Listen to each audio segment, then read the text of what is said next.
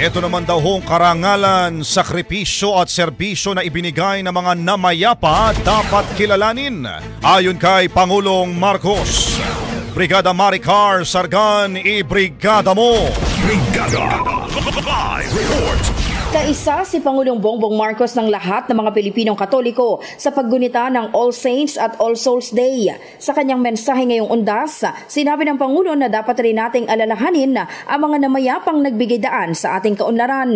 Gayon din sa mga namayapang namuhay ng may karangalan, sakripisyo at paglilingkod sa bayan. Ito rin anya ang tamang pagkakataon upang patatagin pa ang paniniwala at spiritual life ng mga Pilipino. Hinimok pa ng Pangulo ang pamilyang Pilipino na gamitin ang pagkakataong ito upang bisitahin ang kanilang mga namayapang mahal sa buhay at mag-alay ng panalangin. Sikapin din anya natin na mamuhay na may pagmamahal at malasakit sa kapwa. Umaasa ang Pangulo na sa pamamagitan ng okasyon ngayong araw, may papanumbalik nito ang pagiging mabuting tao at mabuting Pilipino.